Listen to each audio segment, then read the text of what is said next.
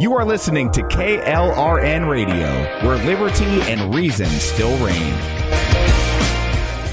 Tired of paying outrageous prices for Viagra? Well, we have great news for you. Now you can finally get Viagra at huge discounts. Healthy Man allows you to save up to $500 on Viagra. Why pay U.S. pharmacy prices of $15 per pill or more when you can get Viagra for less than $3 a pill? Call today and get 40 Viagra pills for only $99. This can cost as much as $600 at your local pharmacy. You can't afford not to call us. If you want Viagra at the lowest prices, never pay $15 a pill pharmacy prices again. Get Viagra for less than $3 a pill. Call 1-800-516-7602 today and save up to $500 and get 40 pills for just $99. Healthy Man is fast, easy, and affordable. Operators are waiting at 1-800-516-7602 to take your call right now. Call 1-800-516-7602. That's 1-800-516-7602. Again, 1-800-516-7602.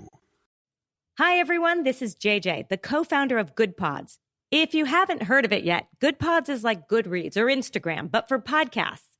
It's new, it's social, it's different, and it's growing really fast. There are more than 2 million podcasts, and we know that it is impossible to figure out what to listen to. On Good Pods, you follow your friends and podcasters to see what they like. That is the #1 way to discover new shows and episodes. You can find Good Pods on the web or download the app.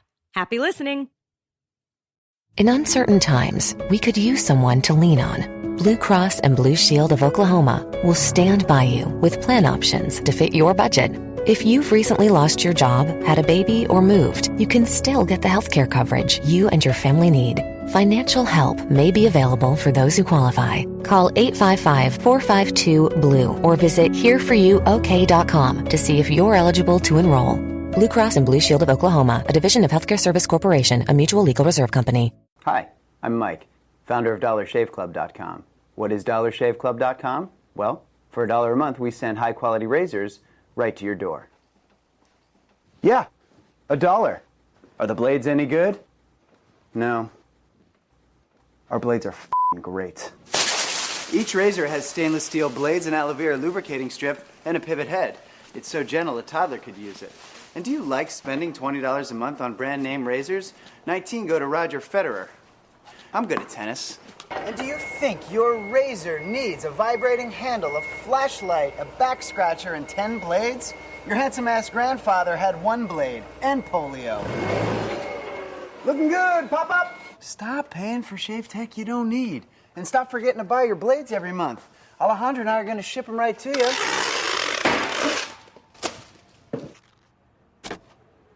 We're not just selling razors, we're also making new jobs. Alejandro, what were you doing last month? Not working. What are you doing now? Working. I'm no Vanderbilt, but this train makes hay. So stop forgetting to buy your blades every month and start deciding where you're going to stack all those dollar bills I'm saving you. We are DollarShaveClub.com, and the party is on.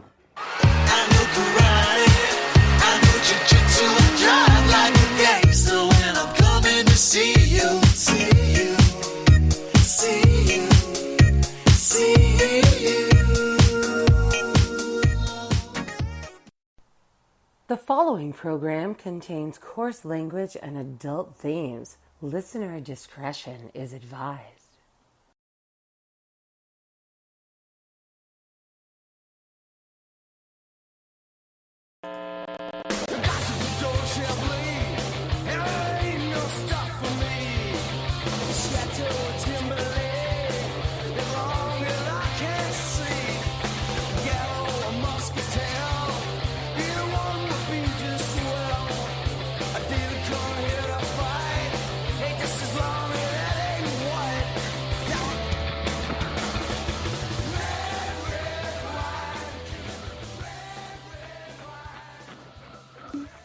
All the time, red wine.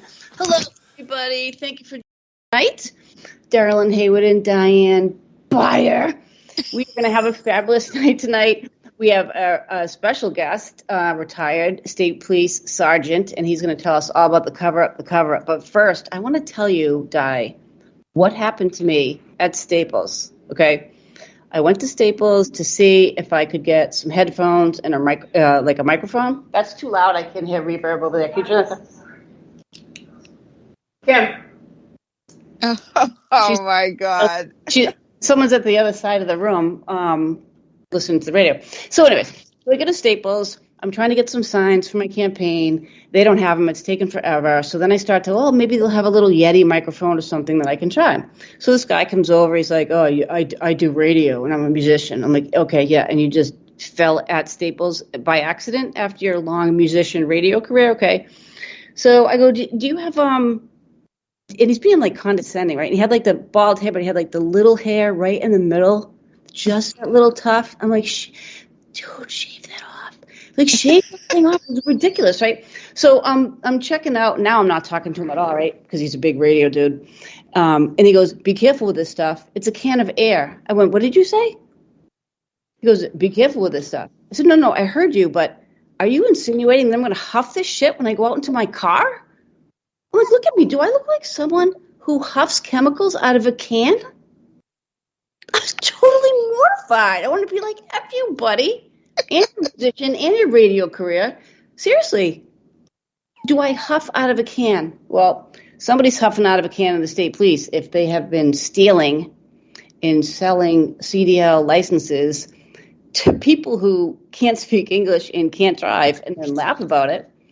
But tonight, Larry's going to tell us about the cover-up in Methuen and how the MPTC covered up. Make sure you explain who the MPTC is so our listeners know. I'll let Larry do it. I'm going to talking because I want our guest to talk. So about a police officer who wasn't licensed, and he was a cop for a long time, arrested people, testified in a murder case. So Larry from the Sturm Group, fill us in on this absolute ridiculousness in cover-up of people who are supposed to be in a trusted law enforcement position to train other law enforcement. Well, it all started with some forged training records out of the city of Methuen, unfortunately. But before I get started, thank you for having me back on and giving me the opportunity to elaborate a little bit more on this and explain how this has come about and why the scandal became the scandal it has become. But it also involves the AG's office, correct? I left that little tidbit out. I aim to please. It involves the prosecutor's offices because they refused to investigate this case 7 times.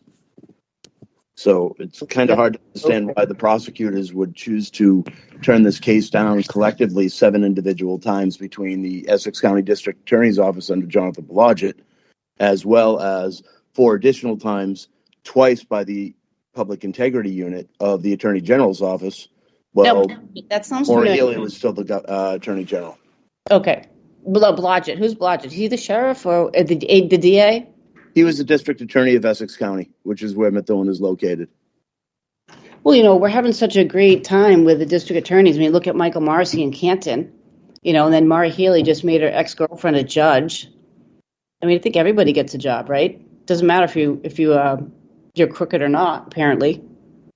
Well, I guess that's true to some degree. I'd like to think there's still some. I am fresh. I'm cynical today because some guy thought I was huffing chemicals from a can. No, that's not going to happen. I was even dressed nice. Okay, deep breath. So this Sean Fountain was a police officer, never went to the police academy. People knew he didn't go to the police academy. He arrested people, testified in a murder trial in New Hampshire. And what did they do at the MPTC where they keep all the police records? How did it come about that, how was he found out? Well, it starts before we even got there. There were questions about Sean's ability to be a police officer that started with the union back in 2018 under the former executive director of the MPTC. And then you bring it forward now to 2020, 2019, 2020, 2021. Different things took place that we can prove that the only answers that they had were that Sean had no records. And there's some things that you cannot speak about because the Attorney General in Massachusetts has impounded your report. And if anyone doesn't know what impounded means, it means they put it away in a safe and no one gets a chance to look at it. They use some excuse that there's an ongoing investigation. And that's exactly what they've done. And the reason why we brought this forward is because it's become blatantly apparent that they have no intention of dealing with the ongoing issues or the issues that happened at the MPTC that we discovered during our investigation. Well, I applaud you for coming forward, and if we find you floating somewhere, we'll make sure that we investigate it and completely and thoroughly. Are you worried about any sort of retribution for basically asking the AG's office why they won't prosecute? They turned another case down that I know about. I'll tell you about later. But are they only taking Medellin cartel cases? I can't understand why. I mean, I've not come up with a single individual prosecutor, defense attorney, anybody that can explain to me why a current district attorney or attorney general would refuse to investigate a case involving a previously fired police chief who got his job back, subsequently hired a unqualified, uncertified individual who never went to a police academy, never went through a firearms training course. So yeah, I mean, it's disheartening. I mean, you know, nobody dislikes dirty cops more than clean cops. And, you know, we're bringing a case forward and they don't want to do it. And when you say we, you have a business, or you had a business until they ruined it. I'm still in business. I'm not going away. That's good. They've done some damage to us, but we're not going away. Diane, what would happen in your town if you found out one of your cops wasn't trained at all? They'd be removed completely. And obviously every single case that they had even involvement in would be tainted. Then the county attorney would have to be notified so they could look at the cases. And obviously AG's office, but who knows, obviously listening to what's happening in Massachusetts, which it's sad to say I'm not surprised by these type of cover-ups. They're happening more and more. That was one of the reasons why the New Hampshire police standards, they went through a huge audit and crackdown because there was some huge issues with what was going on there. And they had a commission that went in and studied them. And perhaps that's something that needs to happen. An independent commission studies, you know, since the AG's office isn't doing something, you still have the right to get an independent committee to, you know, go through them with a fine-tooth comb. But an uncertified police officer, I suppose it should be someone like the inspector general, equivalent of an inspector general, or the ombudsman, someone that's supposed to be independent. Well, and not under the authority of the AG's office, for example. One of the issues that we've run into down here is the fact that they're covering up everybody's covering up for everybody else. For example, this all started with a small little thing in Methuen. I mean, I'm not dismissing what they've done. What they've done is serious. They forged training records and fake arrests, kidnappings for all intents and purposes, because Sean was not authorized to be a police officer. But it was the cover-up. I mean, there's always that old adage, the cover-up is worse than the crime. There's always an element of truth here. So basically what the MPTC, the Municipal Police Training Committee, who are the people responsible for establishing our protocols, our training requirements, when the training is supposed to be done, the interpretation of laws, things of that nature. And they're supposed to be responsible for the enforcement to make sure that all this stuff is done properly. They get caught covering up their attempted cover-up of Methuen's cover-up. So crazy. And then when you factor in the prosecutors that refused to investigate this case, I mean, that's how we came to be involved. The district attorney turned this case down.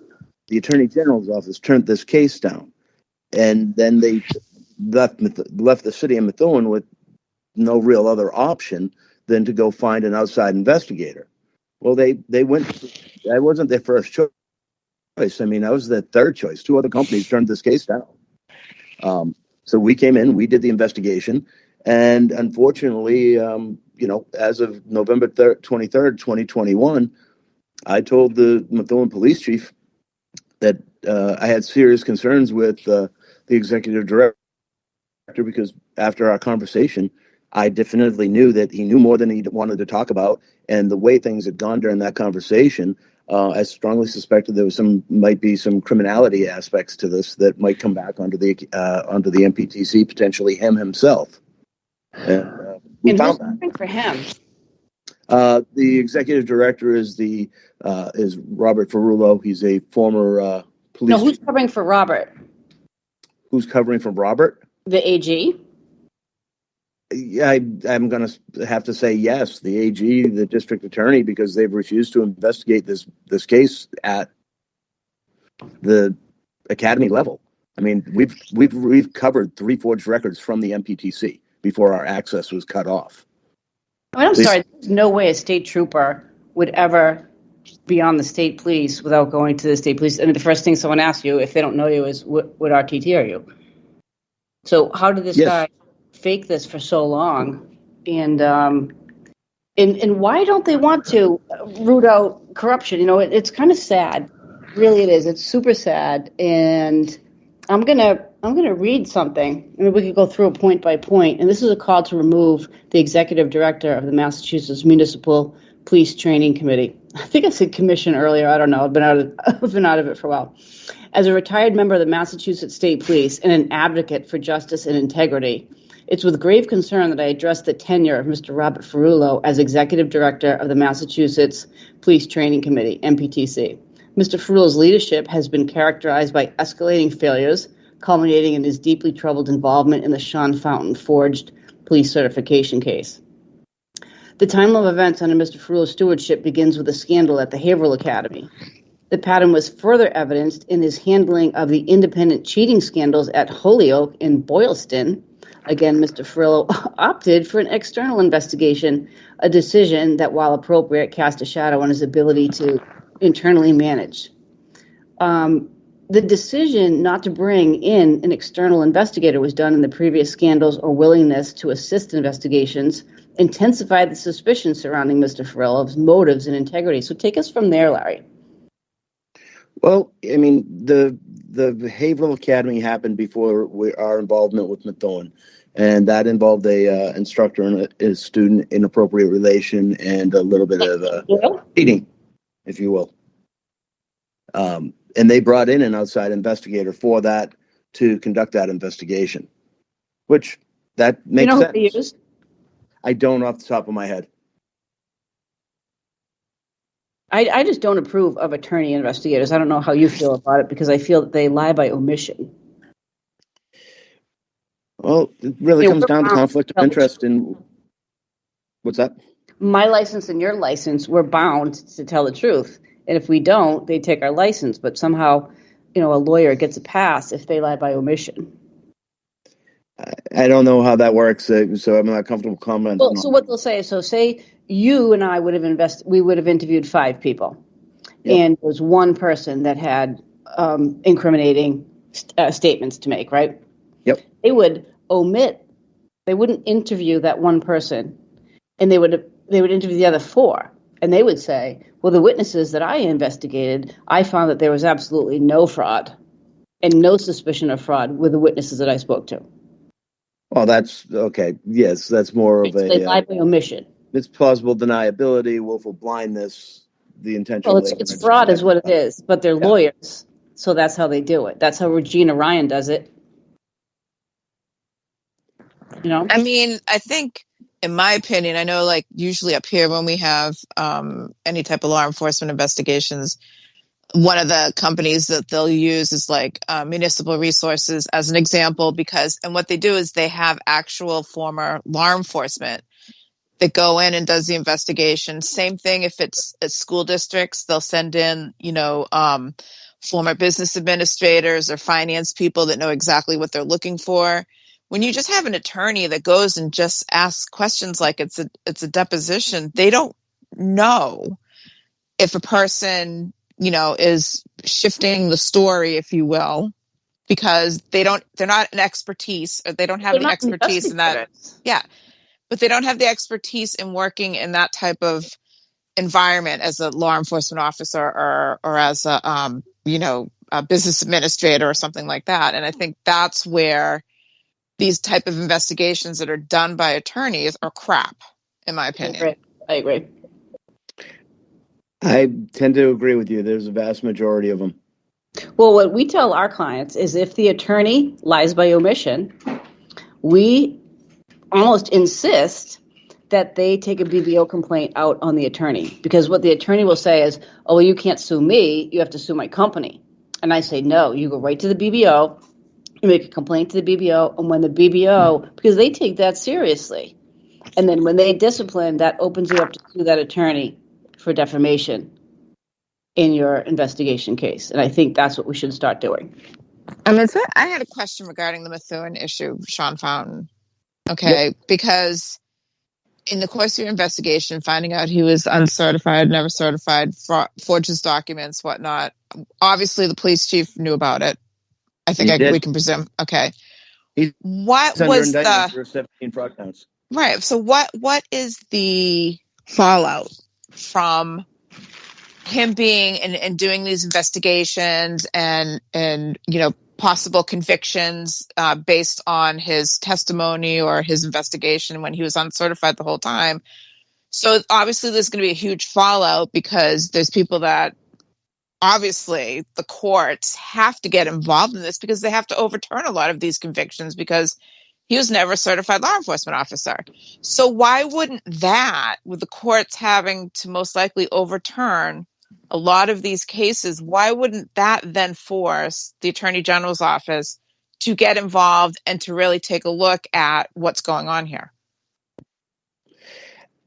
I don't know why they wouldn't do it. I mean, that's the thing. Nobody can understand why the prosecutors would turn this case down 7 times. We can't come up with any legitimate explanation as to why. They only actually stepped to the plate and got involved after my 203-page final report was attached to a 50-page affidavit prepared by the captain Methuen for the arrest warrant for Sean Fountain back in March or end of March, early April. He ended up getting arraigned on April 6th.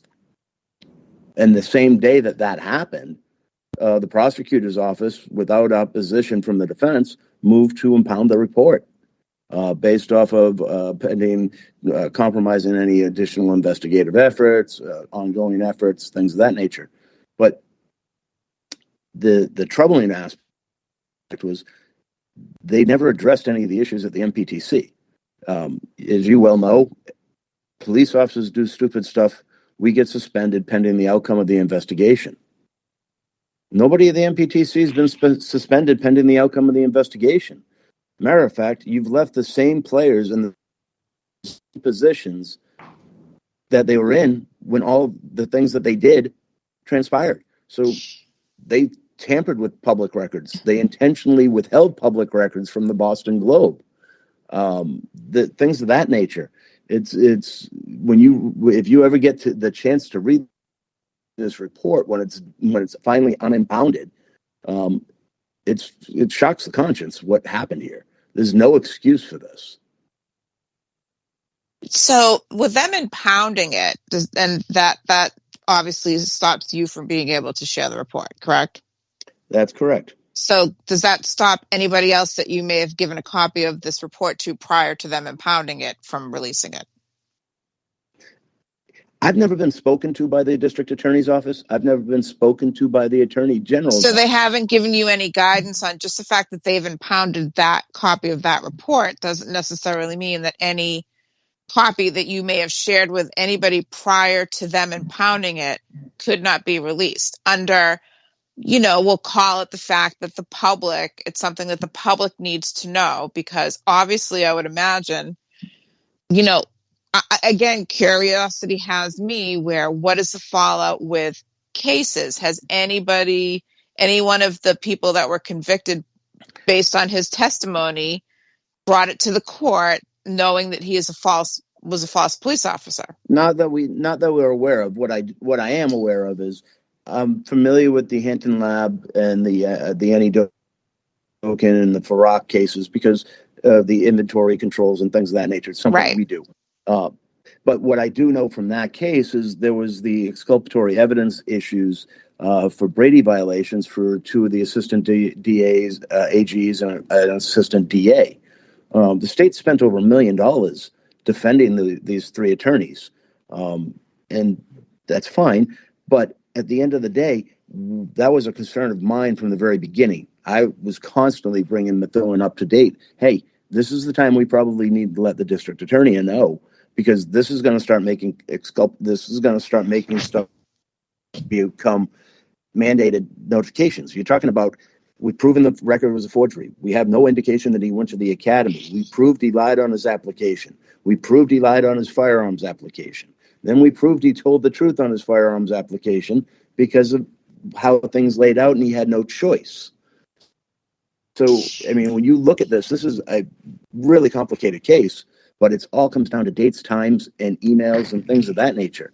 And the fact that all the people that he was involved with in cases and investigations and were arrested and were convicted and potential jail time are now, the minute, in my opinion, the minute a judge would hear that the guy was never a certified law enforcement officer, that case is thrown right the hell out the window. Period. Well, I mean, and lawyers have an obligation to make these notifications. Yeah. I can show that the executive director, Robert Ferrullo, was notified on April 22nd, 2020, via email exchange that he had with that started on April 22nd and culminated on May 1st with a phone call. Basically, it was a 270-day waiver request that was being back channeled by Solomon to Ferrullo. That whole process, it's complicated and hard to follow on a radio, on a podcast. But basically what happened was they were trying to force feed something through the system. They got caught, and then we can show that Ferrullo knew, because all of a sudden it's the application. It's Sean Fountain's resume. It says, I've been acting as a police officer since 2016. I've done complex investigations, homicide, testified in trial. These first things on his resume. Now, the executive director sends an email to the chief saying, hey, we need to talk. We have issues with Fountain. I'm on the phone till 11:30. Well, they had a 14-minute phone call after that. And then Sean Fountain's application just disappeared. Nobody else knew anything about it. And they had no excuses as to why it disappeared. If you apply for something on the state police and you want to withdraw it, they're going to make you put a piece of paper in and says, hey, I respectfully withdraw this application. They had no records. We had to fight with them for over a year to get that answer, and had to have Secretary Galvin's office compel them to give it to us. They have no records showing that it got withdrawn. But yeah, that's missing. Not missing, never got made. This sounds like a DOJ, maybe U.S. Attorney Joshua Levy case. What do you think? Somebody's got to look at it, because it wasn't going to get done in the state. Yeah, because usually if it's not investigated state level, your next option is obviously either the next state over and have, an outside agency come in that's not part of the state, or you go federal. And apparently if you have one single case that he was involved in, that he testified in or anything like that, that was a federal case, that is grounds right there for the federal government to step right in. Well, I would whether capital case like murder, that there would be some intervention. I mean, one of the followers on our page, I hate that word follower because it's like makes it sound like, oh, you're following me, but one of the people that's involved in our Double D Uncensored page, when you were on last time, Larry, she we did the teaser for the show, she said she was arrested by him and given a felony record, and she wants to contact you to see if she can sue. I'll be happy to help her, point her wherever she needs to go, because we started making. I know that the Essex District Attorney was notified in January, February, verbally, that there were concerns about Brady notifications that might have to be made. I know they were told again in June in writing. I know that they created a Brady notification letter in July of that year, and they said that's the record that they sent out. Unfortunately, there's no indication that they ever sent those records out. I believe D.A. Tucker ended up sending them out after Sean was arraigned on April 6th. So that's over a year from the time that they were originally notified to the time that the actual notifications went out. And the question is, of course, because you would, if notifications were sent out, even if it was in April, there would be a lot of action at the court level, because judges are going to be like, oh, whoa, because we've, obviously with the convictions, who are they notifying? Are they notifying the people? Are they notifying the attorneys? I mean, this is a huge mess. I mean, how many years was he there? 7 years, 6 years? 4 years. 4 years, many convictions, and perhaps the person that Darylyn mentioned could be the catalyst to breaking this thing wide open, because she has a felony conviction that she never should have gotten. I'm looking through our messages right now to see if I can find the message so I can forward it to you, Larry. But ultimately, tell us what should have happened and what didn't happen. And maybe if you have some insight into why you think it. I mean, listen, I'm not putting my integrity on the line for anybody. I'm sorry. If you were wrong and you did something wrong, like really wrong, not something stupid, like there's a difference between, malfeasance and misfeasance. If you just made a mistake, it's one thing. But if you intend to deceive for a certain reason, whether it's personal gain or why would he put himself on the line like this? He have a promise, right, that he's not going to get in trouble. Yeah, and here's why they don't want this out. Okay, it goes back to the MPTC. The MPTC is the certification agency. It provides they're the accreditation agency that provides law enforcement all their certifications. So we have an issue with the integrity at the MPTC over the training records, because they still don't have an answer or a complete understanding to what degree the forgeries go and where they go and how they go. Obviously, I've been cut out of the investigation since. Who knows what they've done? But historically, we suspend people pending the outcome of an investigation. The fact that they've not suspended the executive director, Ferrullo, and now they're advocating to give him pass a bill to pay him $150,000 on top of his full pension that he collects for being a former chief. Wait, what? Oh, yeah.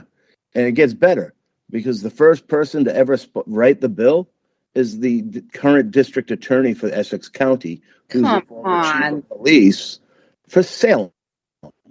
This sounds like Canton. It sounds like Canton and Mike Morrissey. Up here, it's all interwound into politics. And so they're trying to preserve the credibility because they don't want another lab scandal. But it's too late. They've left.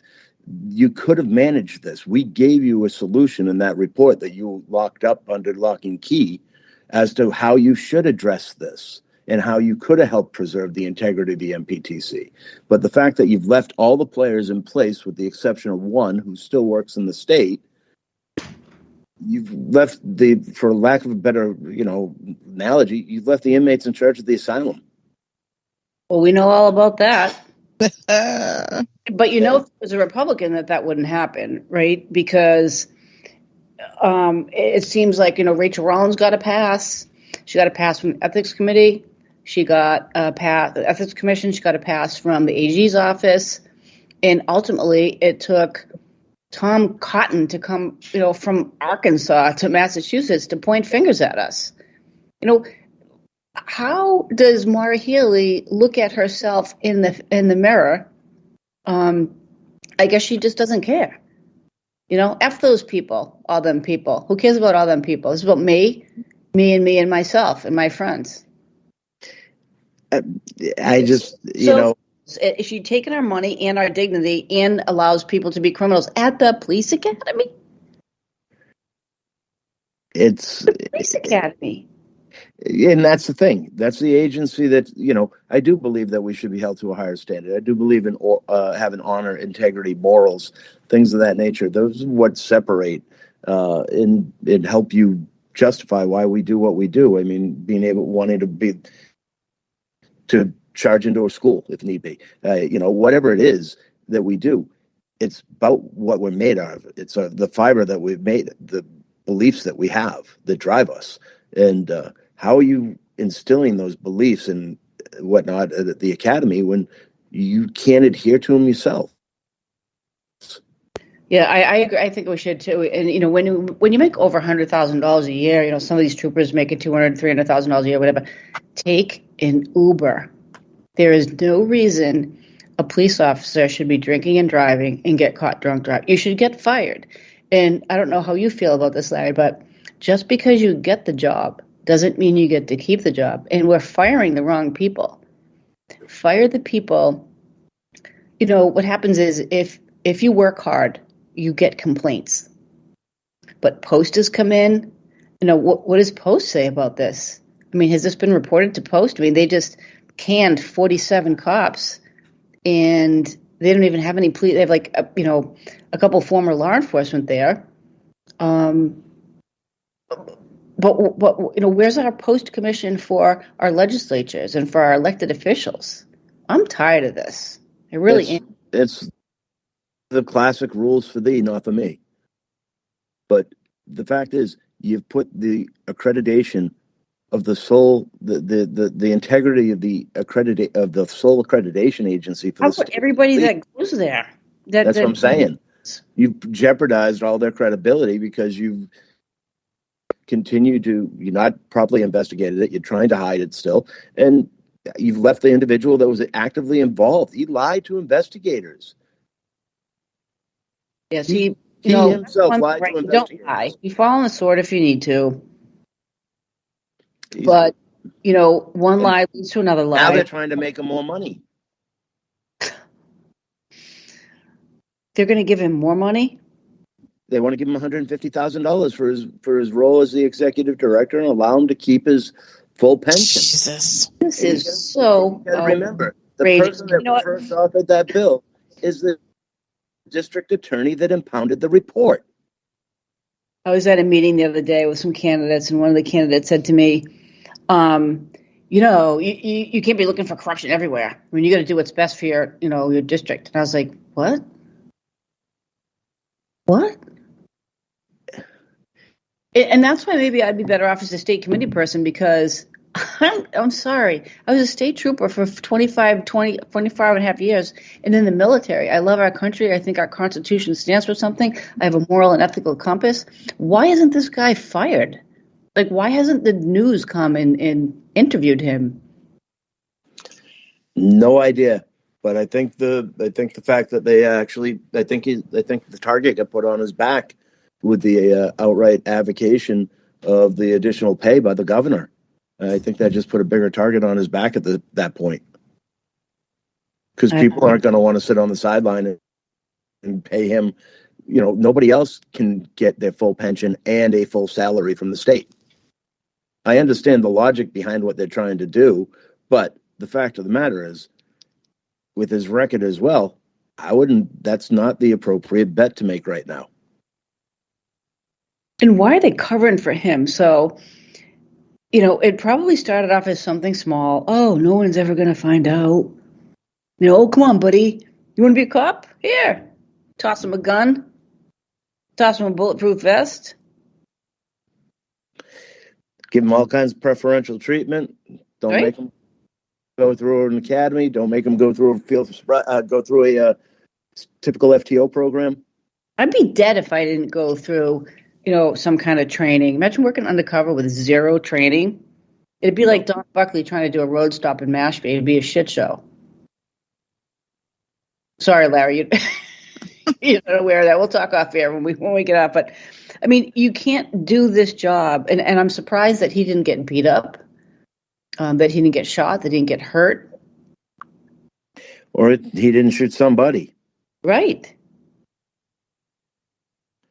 So what's your intention? What do you hope to? I mean, obviously, tonight that we reveal corruption, we investigate corruption, we help people who have been wrongfully terminated, sexually harassed, not promoted because of cronyism or nepotism. Well, what do you want to see happen? Are you willing to go on camera? Because I could connect you with someone if you want to go on camera. I have no problem. My point is, it's about the integrity. We have an obligation to protect and serve. If you're sitting there and you're signing up to take that job, you're taking an oath. You take an oath, and you swear to uphold the Constitution and to have a moral, ethical compass. Yeah, and it's just I can't sit here and watch this happen. Well, you put everybody else's credibility in jeopardy because you didn't do the investigation the right way. You have experience knowing how to deal with an accreditation agency that has a scandal. It cost us hundreds of millions of dollars. It's called the Hinton Drug Lab and the Western Massachusetts Drug Lab. We know how to deal with this, or we should. It's only 11 years old, 12 years old starting now. So it's not like we should have that short of memory. So we know how to deal with this. Why aren't we dealing? Let's go back to that lab. We really never did anything to. Look at Billy Coughlin. He was involved in that scandal, and then what happened? He ran for sheriff when he retired, and Andrew Polk died in his pool because he allowed his teenage daughter, who was graduating, to drink. And he was the poor kid, straight A student, wasn't even drinking. He just couldn't swim, and he died.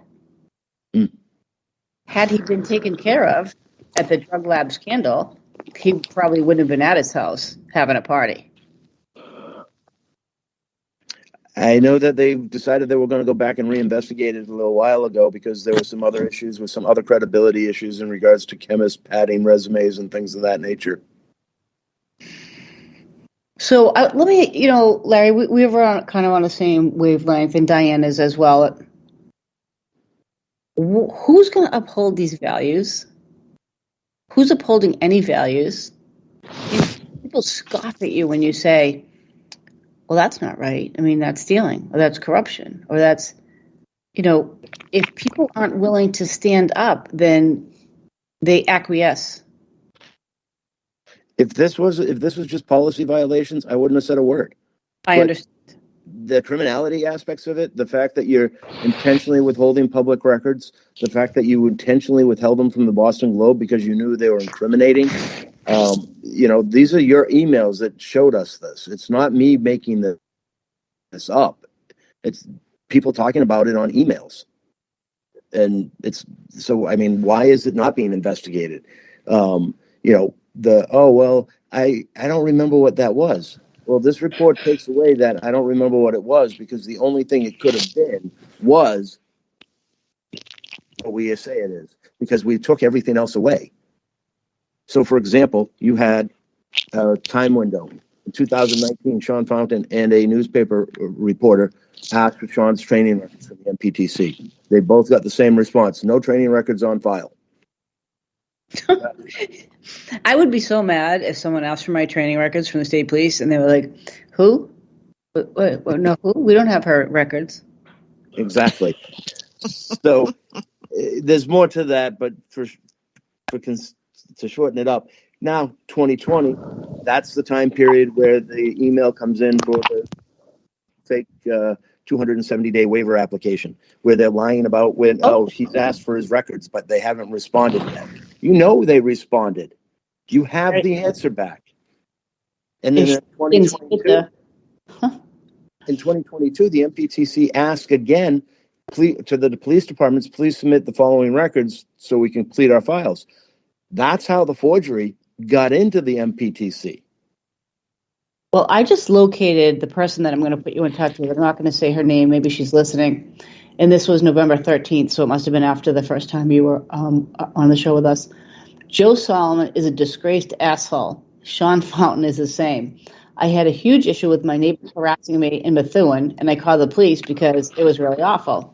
They used to shoot fireworks into my yard, and they harassed my son and his friend in my yard. I called Methuen police several times.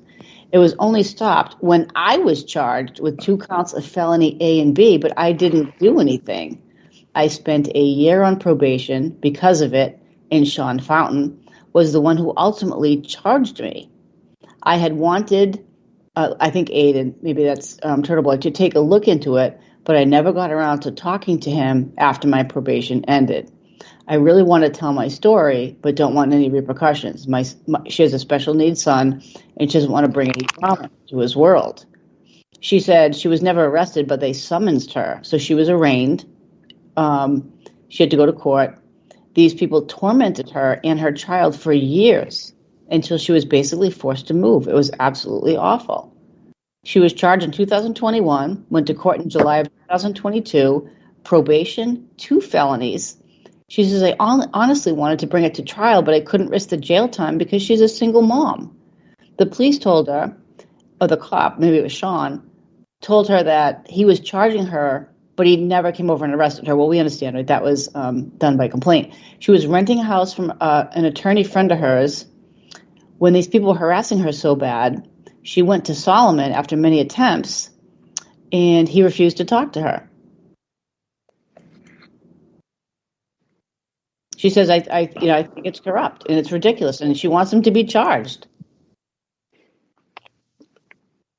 And that's something that she can take up. I mean, eventually the trial will progress. I really want to look into this if I have a civil rights case against Methuen, but honestly, right now it's a little insane for me.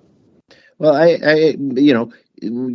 of the 23 indictments, is the 17 for Solomon and the 7 for Sean. Not one of them is for false arrest. Not one of them is for kidnapping. If you put handcuffs on somebody and you forcibly you're moving them from one place to another, you don't have the ability to make a false arrest. You didn't have the authority to make one. So if you don't have the authority to make one, you can't make a false one. So that leaves kidnapping. Why wasn't Sean charged? Why wasn't that investigated? I mean, we know why, right? We know why, because what would that do? That would put Solomon's pension at jeopardy. It would shine a light on Blodgett, who's the DA, and there's so many other people that would have the fallout to it. But the cover-up, we know this, right? We know this from the state police. The cover-up is always worse than the cover-up. Than the crime. You're right. It's duplicitous, and that you're a liar, and that you're a thief. There's always an element of truth to those old adages. Tell me one of those old adages. The cover-up is worse than the crime. Right. And that's exactly what this is here.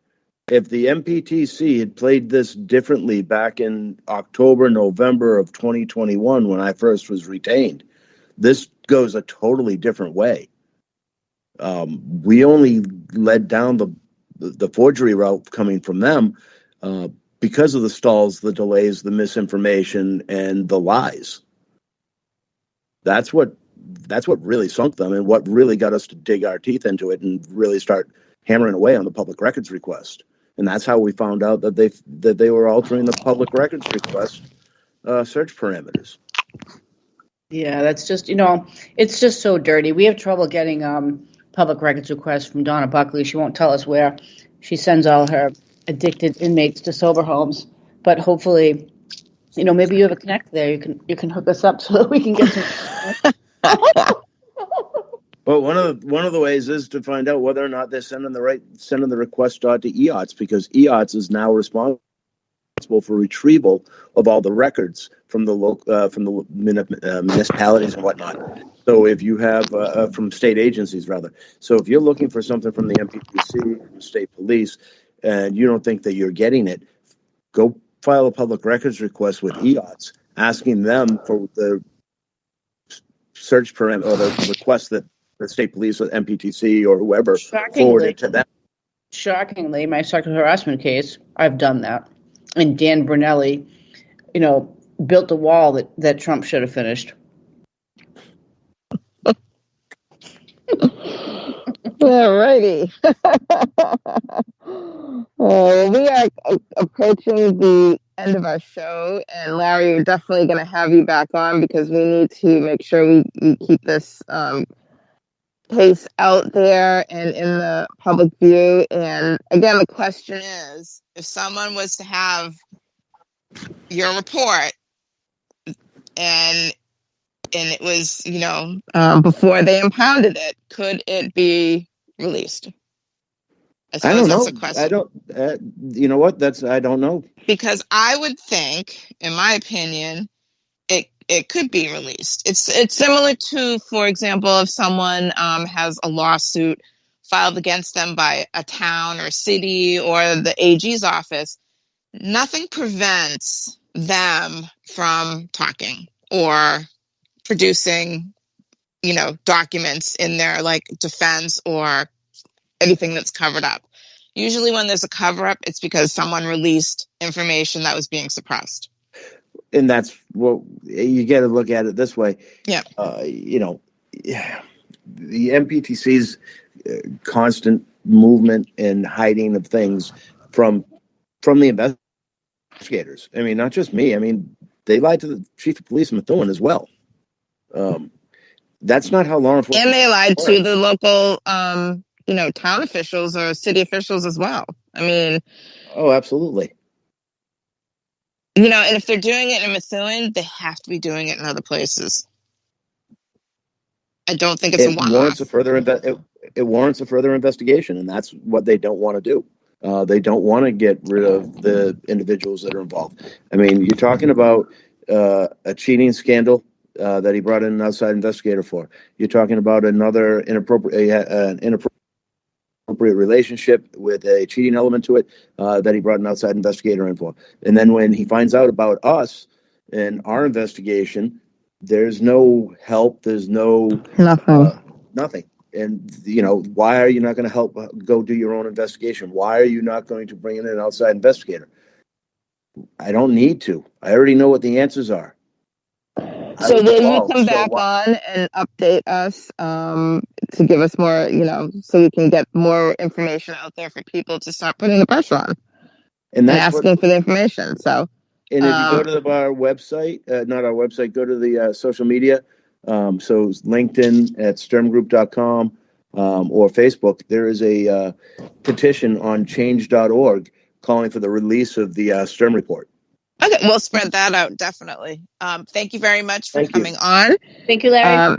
We shall see you next time that you're here, and we'll see everybody next week. I believe we may have an official from ICE. I can't say certain, but I think we're going to have an ICE official on next week. That'll be awesome. Perfect. All right. Thank you, everybody. Thank Have you a very great much, week. ladies. All right. Bye-bye. Bye-bye.